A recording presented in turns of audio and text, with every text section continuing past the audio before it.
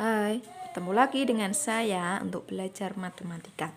Pada pertemuan kali ini kita akan dan masih membahas tentang garis dan sudut. Sebelumnya kita sudah membahas materi garis dan sudut bagian pertama. Kalian bisa buka videonya. Garis dan sudut part 1 kita sudah membahas tentang sudut. Sekarang di bagian kedua kita akan mempelajari tentang titik atau garisnya. Kita akan mempelajari tentang titik, garis, bidang serta hubungannya. Yang pertama, sini titik. Apa sih titik itu? Kalian kan sering sekali menggambar titik. Titik itu sebuah titik hanya dapat ditentukan letaknya, tidak memiliki ukuran. Contohnya seperti apa? Ini titik.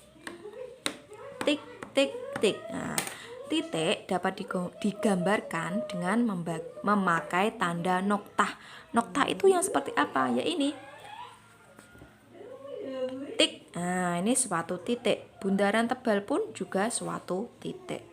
Dan biasanya titik itu diberi nama dengan huruf kapital. Huruf kapital seperti apa? Huruf besar biasanya kalau kalian menyebutnya. Nih, misal di sini ada titik A, titik B, titik C. Penamaannya menggunakan huruf besar. Bisa dimengerti ya, Pak, itu titik. Sekarang garis. Garis itu direpresentasikan oleh suatu garis lurus dengan dua tanda panah di setiap ujungnya yang mengindikasikan bahwa garis tersebut panjangnya tak terbatas. Maksudnya bagaimana? Apabila dia ada dua titik, dapat dibentuk satu garis lurus yang dimana ujung-ujungnya diberi tanda panah, yang artinya garis tersebut dapat diperpanjang sampai tak terhingga. Penamaannya bisa menggunakan satu huruf. Kalau satu huruf menggunakan huruf kecil, di sini kalau memakai dua huruf karena dia terbentuk dari titik A dan B yang ditarik satu garis, maka bisa dinamakan dengan garis AB. Sekarang bidang. Apa itu bidang? Suatu daerah yang panjang dan lebarnya tak terbatas. Maksudnya apa? Misal di sini saya punya gambar segini ya, nanti bisa saja saya buat besar, bisa saja lebih besar lagi, bisa saja lebih kecil. Bidang ini karena di sini ada tulisannya alfa dinamakan bidang alfa. Kalau saya tulis P berarti bidang P. Itu ya. Sekarang, hubungan titik dan garis dan bidang.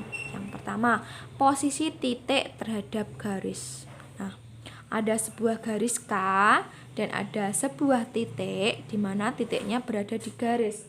Berarti titik A pada garis K. Sedangkan ada titik B di mana titiknya tidak berada di garis M, maka titik B berada di luar garis M. Itu ya. Kedudukan titik terhadap garis. Yang kedua, posisi titik terhadap bidang. Ada yang titik C pada bidang, ada yang di luar bidang. Lihat posisinya masing-masing, kalau di dalam dan di luar. Sekarang, titik-titik segaris. Maksudnya apa? Dua titik atau lebih dikatakan segaris jika titik-titik tersebut terletak pada garis yang sama. Ini ada dua titik, titik A dan titik B, di mana titik AB ini berada di garis L. Nanti kalau ada juga titik C di sini, ya berarti ABC berada pada garis L atau segaris. Biasanya titik-titik yang segaris ini disebut sebagai koliner. Yang keempat, titik-titik sebidang. Artinya apa? Ada beberapa titik yang terletak pada bidang yang sama. Ini misalnya ada titik C, titik D, itu terletak pada bidang P. Nanti kalau A, B, C juga pada satu bidang. Nah, titik-titik sebidang ini disebut sebagai koplanar. Ada koliner itu segaris, kalau koplanar itu sebidang. Sama mengerti ya. Sekarang hubungan garis dan bidang. Yang pertama, garis terletak pada bidang. Ada sebuah garis L terletak pada bidang P. Kemudian ada garis K tidak terletak pada bidang P. Kemudian garis yang menembus atau memotong bidang. Nah, ini seolah-olah ini garis M ini menembus bidang A, bidang P, dan titik tembusnya ini di titik A. Jadi mengerti ya, paham ya. Sekarang kedudukan dua garis. Apa saja kedudukan jika ada dua garis? Nah, ada garis sejajar. Biasanya dikatakan sejajar itu diberi simbol tanda miring 2. Artinya apa garis sejajar itu? Garis-garis tersebut terletak pada suatu bidang datar dan tidak pernah berpotongan jika diperpanjang sampai tak terhingga. Maksudnya apa? Ini kan ada dua garis. Dia letaknya sejajar atau tidak? Sejajar karena dia sama-sama mendatar. Dan jika kedua garis ini diperpanjang, panjangnya tak terhingga. Dan kedua garis ini pasti tidak akan pernah berpotongan.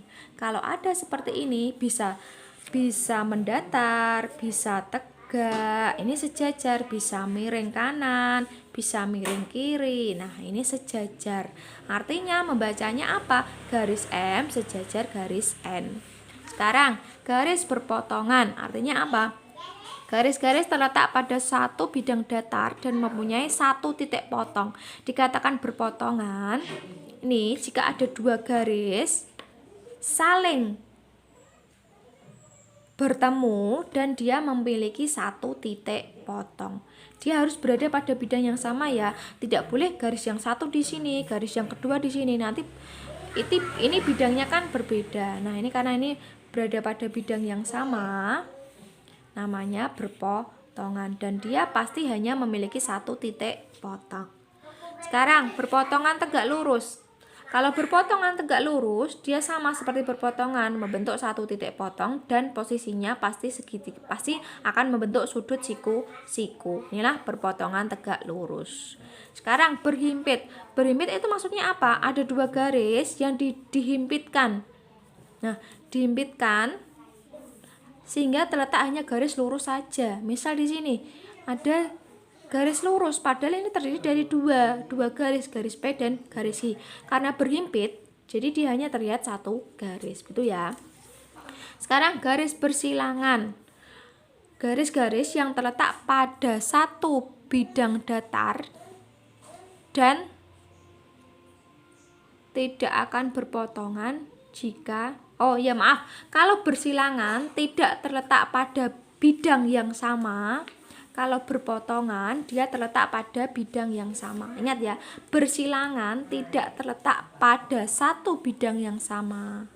Dan dia tidak akan berpotongan jika diperpanjang.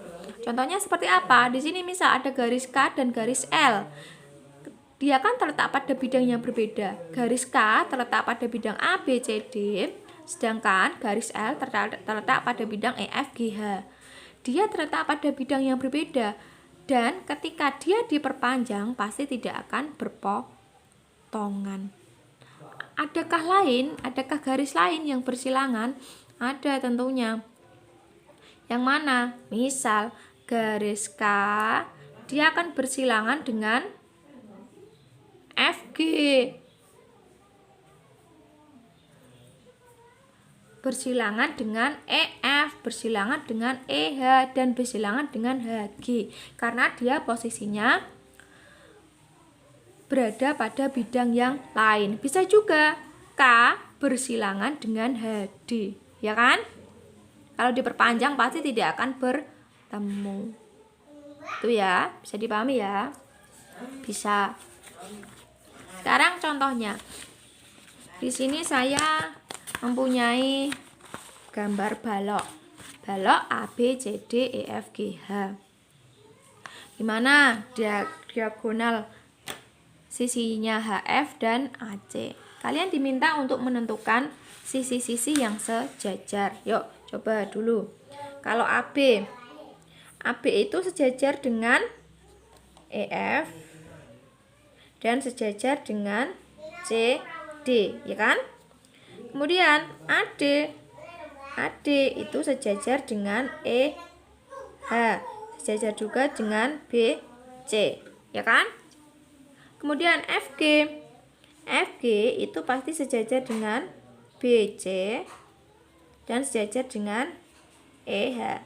Tahu ya apa itu sejajar? Posisinya sama. Kemudian AE sejajar dengan FB sejajar dengan HD. Nah, dan lain-lain. Kalian bisa coba temukan lagi garis yang sejajar. Sekarang berpotongan. Apa itu tadi berpotongan? Kalian lihat lagi. Berpotongan itu berada pada bidang yang sama dan akan membentuk satu titik potong, ya kan?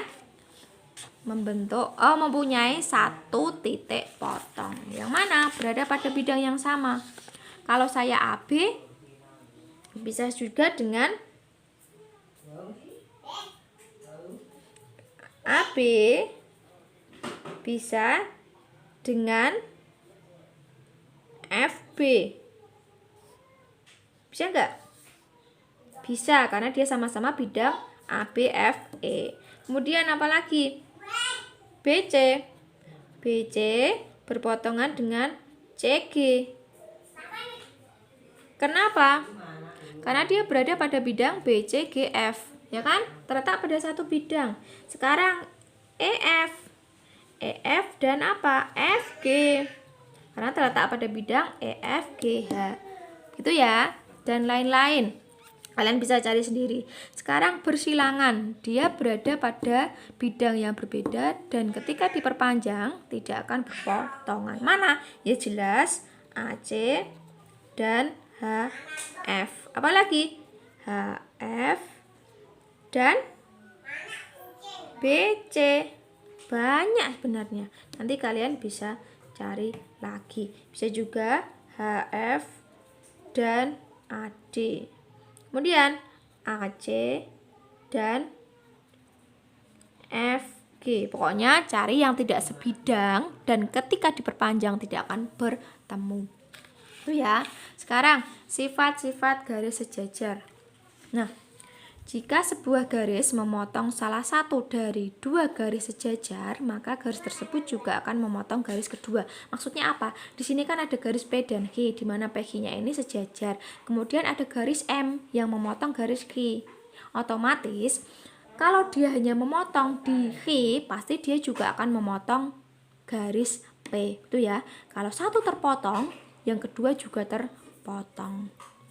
Yang kedua, jika diketahui garis N dan titik A di luar garis N hanya dapat digambar satu garis melalui titik A dan sejajar garis N. Maksudnya apa? Semula kan ini ada garis N dan titik A di luar garis.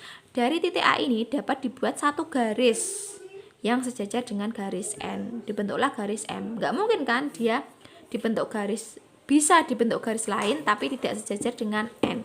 Sedangkan di sini dia harus sejajar. Kemudian, jika sebuah garis sejajar dengan dua garis, maka kedua garis itu sejajar pula satu sama lain. Maksudnya apa? Di sini kan ada tiga garis sejajar. Otomatis K itu pasti sejajar dengan M, K itu sejajar dengan N, dan M itu pasti sejajar dengan N. Itu ya. Kalau K sejajar M dan M sejajar N, maka K itu pasti sejajar dengan N. Bisa dimengerti? Ini hanya pengertian tentang garis, titik, dan bidang serta hubungannya. Nah, kalau sudah mengerti, ulangi dari awal sampai akhir. Kalau belum jelas bisa ditanyakan. Sekarang, ini saya punya dua soal, kalian bisa mengerjakan. Silakan dicoba dikerjakan. Yang pertama, cukup dua soal saja, dipahami ya. Baik, kalau sudah, sekian pertemuan kita kali ini. Akan kita lanjutkan garis dan sudut part ketiga atau bagian ketiga. Terus belajar, tetap semangat, jaga kesehatan. Terima kasih atas perhatiannya dan sampai jumpa.